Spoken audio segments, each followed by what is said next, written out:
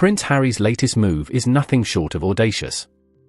After losing a High Court appeal earlier this year to have his taxpayer-funded police protection reinstated, he's now back, hat in hand but ego intact, formally asking for a fresh risk assessment under VIP security rules.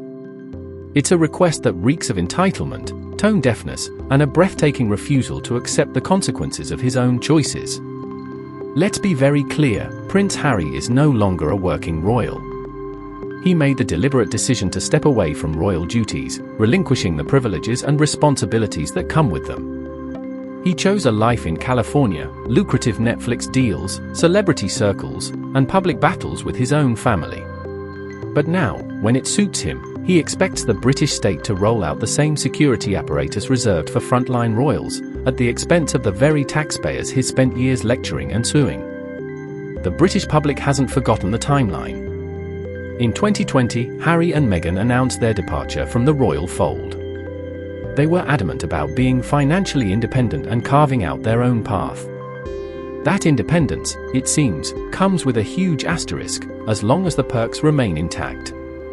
Harry's legal crusade to have his police protection reinstated has already cost the British government considerable resources. And now, after the courts clearly dismissed his appeal, he's attempting a backdoor maneuver through the so-called VIP risk assessment route. The irony is glaring. Harry walked away from royal responsibilities, then tried to sue the government for refusing to give him royal-level protection. When that didn't work, he's now trying to force a review that could pressure security services to reconsider. It's the royal equivalent of quitting a job, moving abroad, then demanding your former employer keep paying for your company car and private chauffeur because you occasionally visit the office. Critics are right to call this shameless. Harry cannot expect to enjoy the benefits of royal life without accepting its obligations. His decision to step down wasn't forced upon him, it was voluntary and loudly proclaimed. By asking for a renewed risk assessment, he's not just testing the patience of the British public, he's undermining the very principle of fairness. Taxpayer-funded security is not a personal accessory. It's not a designer suit to be borrowed when convenient. It's a serious, costly system designed to protect those who serve the state in critical capacities. Harry no longer fits that description. He has chosen to live overseas, far from the daily demands and scrutiny that come with being a senior royal.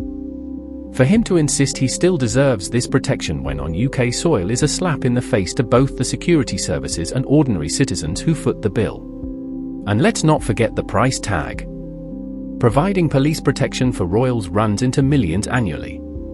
It involves highly trained officers, specialized vehicles, strategic planning, and public resources that are already stretched thin. At a time when the UK faces economic pressures, healthcare backlogs, and security challenges of its own, why should taxpayers fund security for a man who abandoned his role and moved to Montecito? Some defenders argue Harry faces unique risks due to his birthright and past service. That may be true, but it's not the whole story. Many individuals face heightened risks because of their positions or backgrounds, but they don't get to dictate state security arrangements to suit their personal convenience. If Harry truly believes his security needs are exceptional, he is more than capable of paying for private protection, just as countless high-profile individuals do every day. The problem here is not the risk itself, it's the expectation. Harry's request is framed as if the state owes him something.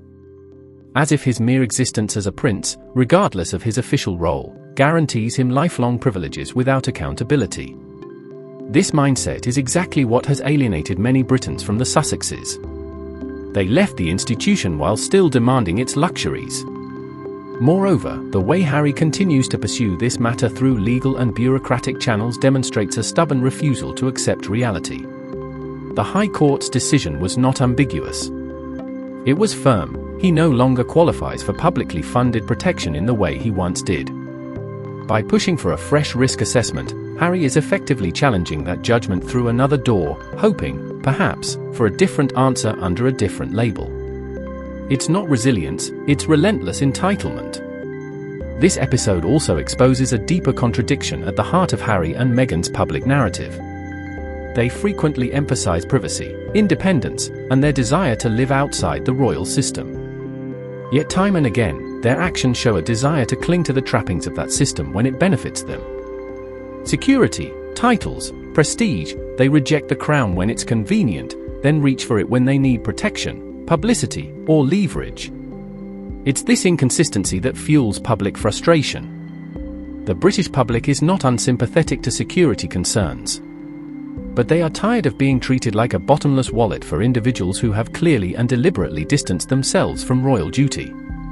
Harry's fresh request feels less like a legitimate security issue and more like another attempt to bend the system to suit his personal preferences. In the end, this isn't about whether Harry deserves to feel safe. Every individual does.